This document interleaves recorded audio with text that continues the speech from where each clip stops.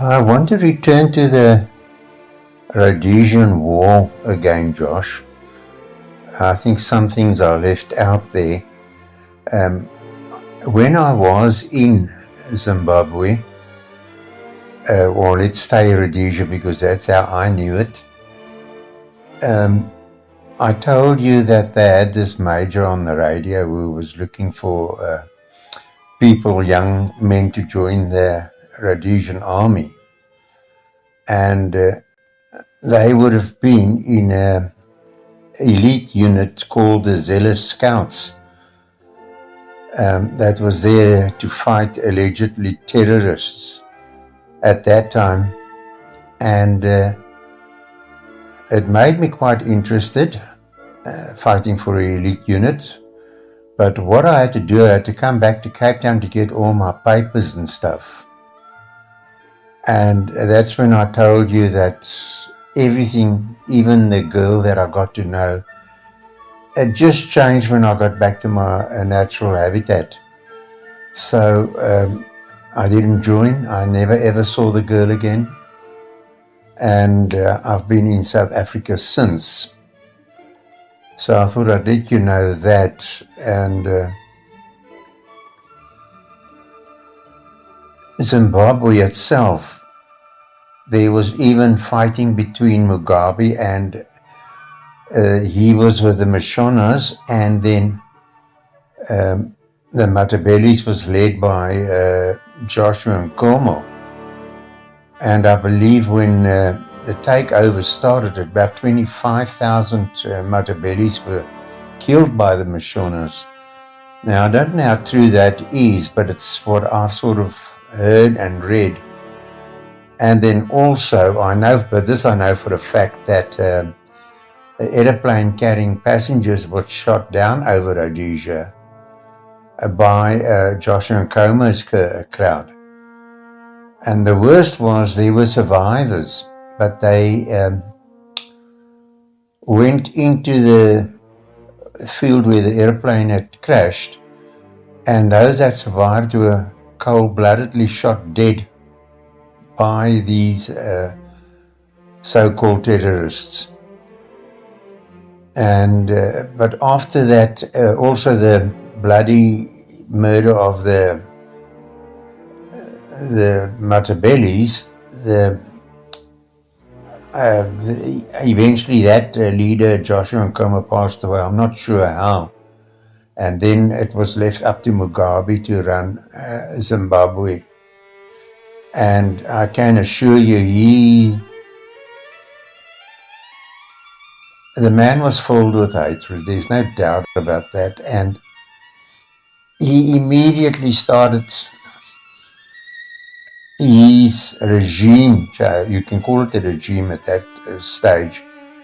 His regime started with the idea of taking farms away from the people who owned it without any compensation because they felt it was their property. Maybe they were right, maybe they were wrong. But the thing is, by doing that, from being the breadbasket of Africa, it became the empty basket of Africa. He destroyed lands, properties. He was just a total dictator. And the woman he eventually married, Grace Mugabe, she also had this pervert, vicious streak in her. I remember she came to South Africa, and this was reported in the news, by the way, that her son had made a girl pregnant here, and she beat that poor girl with a cord, a thick cord like that you've got on an electrical where you instrument or iron or whatever. And she beat this poor girl, even wrecked her eye. Now, I'm not sure if she's still alive today, because I haven't heard anything. Possibly she is, I'm not sure. But then the worst part was also, now, this is also in the news these days, is that the opposition under this new leader after Mugabe passed on, Mnangagwa, he was a military general or something to that effect, but high up in the military, and now he's leading the country. And every now and then you hear how the opposition has been placed in prison for protesting or trumped up charges or whatever. So that's about all I know about Zimbabwe at the moment. I know that their money has no value at all. Their people are fleeing across our borders, coming looking for work in South Africa because there's just nothing going on there. The country is in a terrible state. So I'm not sure what they're going to do to get it to get back to its old self. But I wish they could in a way, because it was really a lovely country to visit. It had a certain charm about it that I loved. And although I was only there for a few weeks, I thoroughly enjoyed it. So I thought I'd let you know that.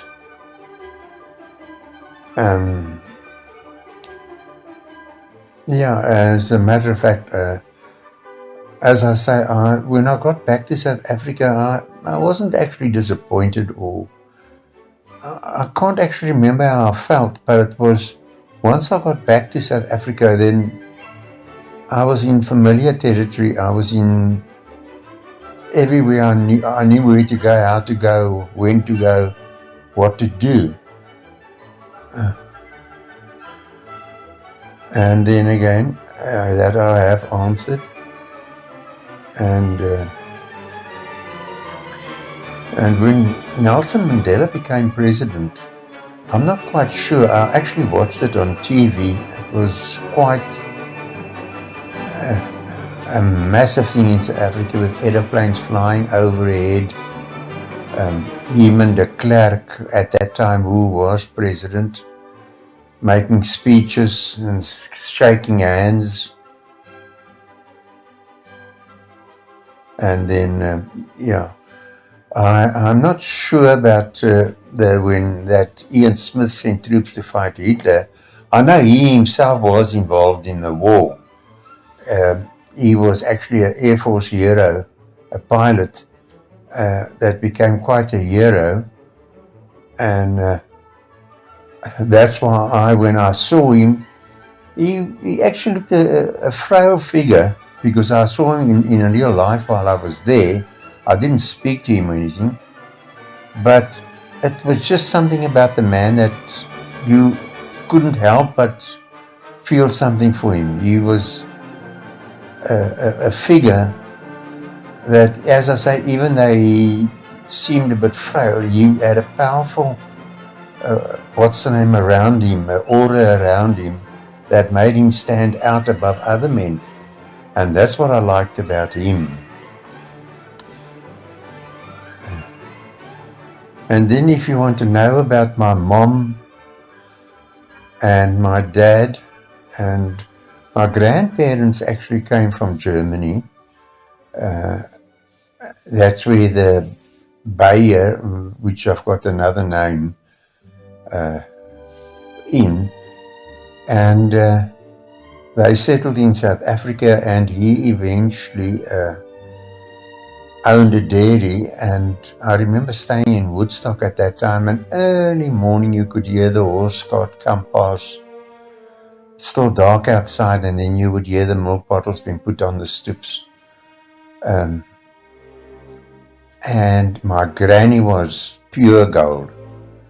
Oh, she loved us. I remember how she cared for us. Oh, I think that's where my mother got it, the love of children. That's why she had 11 of us. Because Granny, she couldn't put a foot wrong. My grandpa, I don't know, because he passed away before I was born, I think. I don't remember him at all. And no, she really had a heart of gold. And I remember when the day she passed away, we were asked to go and sit by in the bedroom.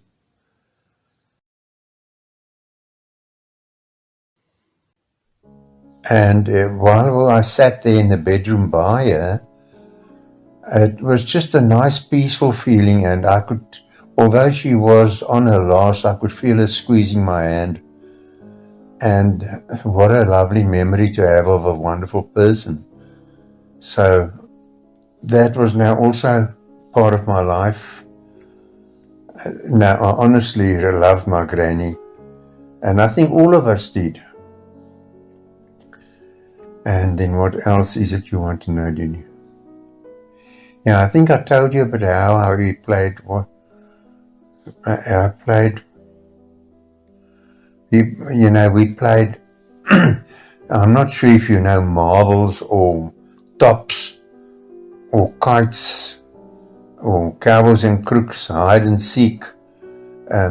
Those days there wasn't money for gadgets like they've got today, so you had to do with your own things. And a friend of mine was fabulous with the way he could make toy guns and things like that. And then we played, as I say, cowboys and crooks. And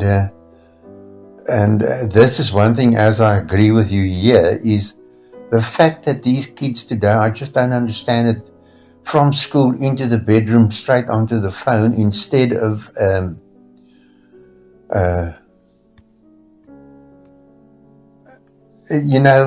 going and enjoying themselves in the sun.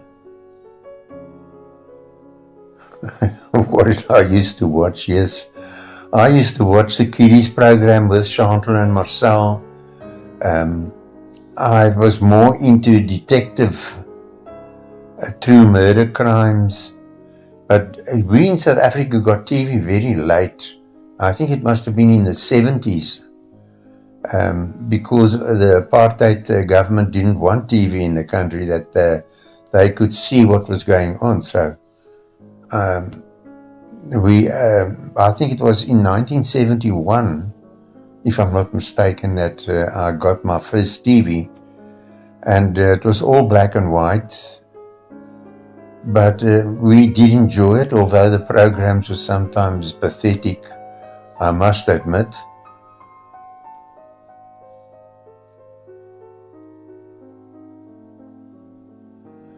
Yeah, that question of yours about the country's government does not necessarily reflect its people's views.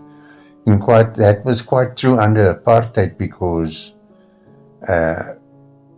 apartheid at that time, as we called them terrorists at that time, as they got more serious about bombs and stuff like that, the government got more serious about defense. And also that when it didn't reflect the people's views, because I remember in 1976, at some school, there was an uprising against, they were being forced to learn Afrikaans, and they didn't want to. And so they, they went against it. So, and then they started a march, and I think 76 students were shot dead that day. So, it was terrible, and that's a true statement, that at that stage, during the apartheid regimes rule that the country did not reflect the government's views. And then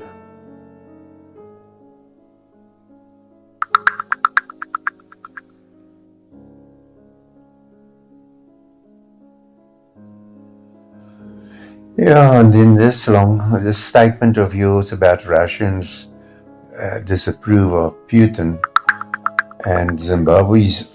Yes, now I must admit, Putin to date, he's to me is pure evil. Under the pretense of having military drills against Ukraine, he turned it into a real war and enjoying killing people. It's just beyond what I can grasp, is the way that you go and about bombing cities, knowing, and the same can be said about Israel and Gaza, because the people that are being killed mostly there are children and women. And to me, that is definitely criminal. If I think of, I've often thought, I said to Chantal one day, that there's two things I lost when I was a young child. And that was my innocence and my sensitivity. Because with the loss of innocence, everything else opened up to you. And then with the loss of sensitivity, it came about that suddenly this clicked on me one day when I was looking at the newspaper. And there was a photo of a young boy. He was 7 years old, lying in the water, his face down, and he was dead. And it was one of these migrants who had a little boy that drowned.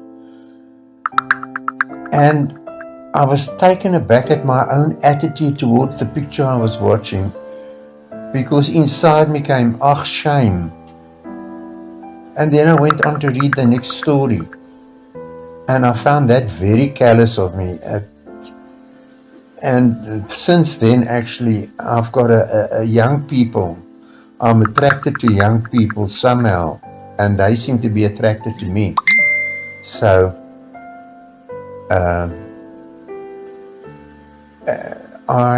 that's just that I don't like that, and so those are the two things I disliked, that I should never ever have lost. And as for Mugabe, I can only say thank heaven he's not around anymore.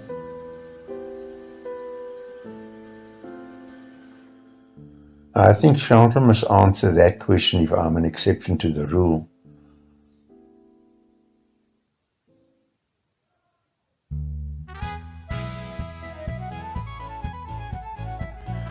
Well, Josh, that's all I'm going to tell you today. And if you have anything further that you would like to know, you can get in touch with Chantal, and she will then let me know. And I enjoy talking to you. I hope somehow that you've got a deeper insight into South Africa, Zimbabwe, and the surrounding whole African continent, and then also a deeper understanding of my life and my brothers and sisters, because as I said, my mom also raising 10 children, because one, as I told you, was killed in a shooting accident. Raising 10 children, you can say, practically by herself. And I still today, I wish she was around, that I could do more for her. And the same with my wife, who died now about a year and a half ago. Those people are gold, and you only realize it when they're gone, that you could have done so much more, said so much more, protected them so much more, loved them more, and now the chances are all gone. They are gone. So that's my life. But if necessary again, Josh, you can just let Chantal know and I'll talk to you then again. Alles van die beste en weer eens 'n lekker dag verder vir jou. En geniet, ek weet nie of jy 'n sportman is nie, maar ek hou van sport. So baie dankie vir die geleentheid om saam met jou te kom praat.